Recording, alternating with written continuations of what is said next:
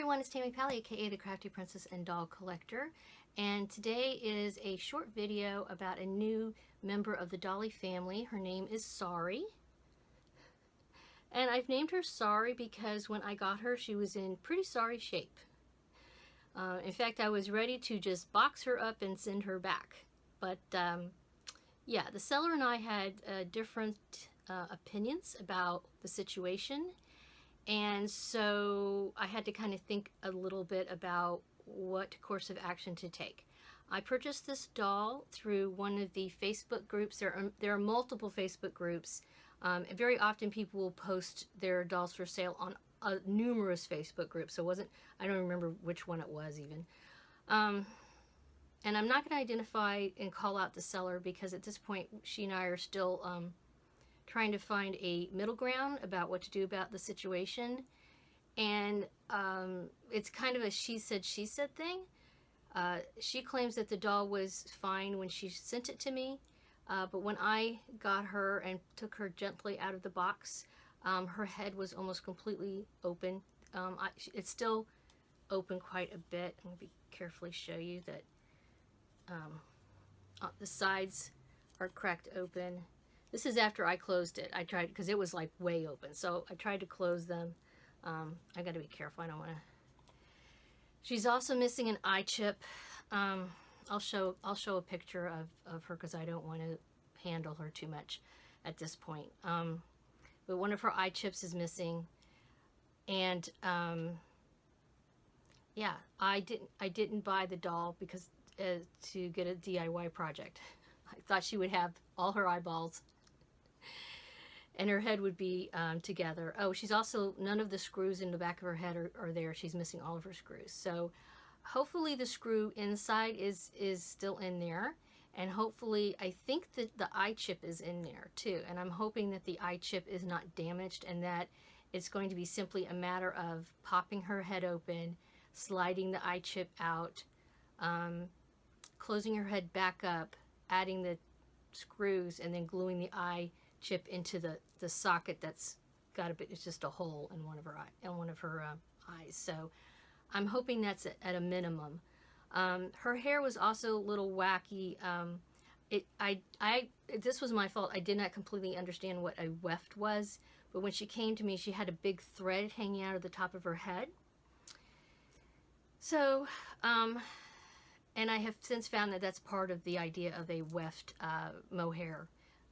It's not a wig, it's wefting. If you Google it, you can find out how they do it. It's not root. It's kind of in between rooting and a wig. So rooting is is optimal, but it costs crazy amount of money and time to have a doll rooted. And then wig is like at the bottom. Okay, so in between is the weft.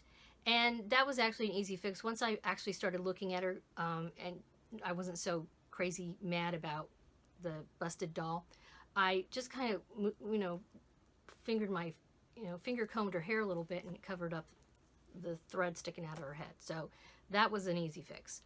But yeah, I've been looking and looking. I've been dying for another, what do you call it? Customized doll, another customized Blythe doll for a long time. I've really been wanting one, especially with mohair. I did not want to have a wig because I know mohair wigs sometimes actually have the animal skin on them, which totally is not something I want to do. And so when I saw this girl and she was at a very reduced price, I thought, oh, this is my chance, So the seller did not have a lot of information about her initially, which is usually kind of a flag to me. I know sometimes there's a lot of people who sell their dolls and they kind of just post a picture or two, put a price maybe, and say, just PM me if you want more information.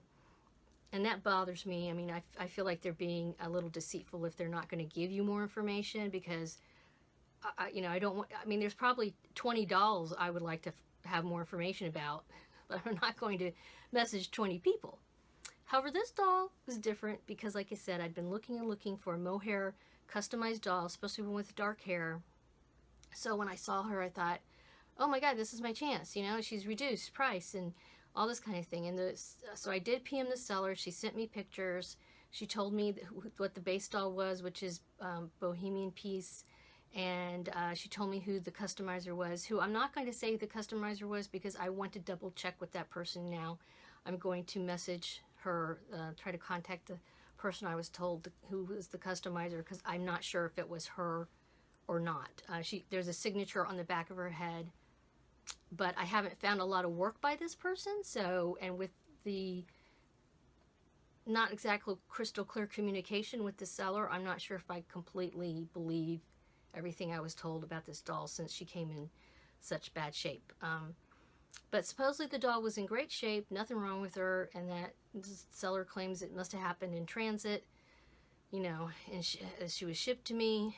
But yeah, I don't know. So initially I had told the seller that I just wanted to return the doll, that I wanted her to reimburse me, and then I would send the doll to her, because I was afraid if I just sent the doll, she would never give me my money back. And she says, how do I trust you? You're going to send the doll back?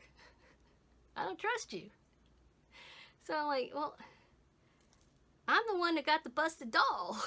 I'm the one that paid you all that money for the doll that's broken, and you don't trust me. So we kind of went back and forth, and it was not a pleasant conversation. And finally, I posted a few questions about just the other things related to her. I didn't give anybody's name. I didn't call anybody out or anything like that. And Joey Gomez, who has the Blythe Fashion YouTube channel, I messaged him and showed him some pictures, and because he has the Blythe Uncensored group over on Facebook, which is a wonderful group.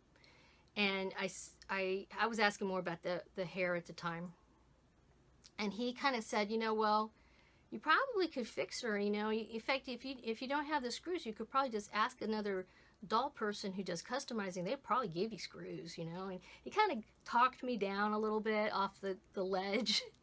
And so I calmed down, and then before I went to bed last night, because I just got her late last night, I went in here, and I had her in this room, and I was like, okay, let me take another look at this doll and see if there's any way I can salvage her. Maybe I can fix her myself.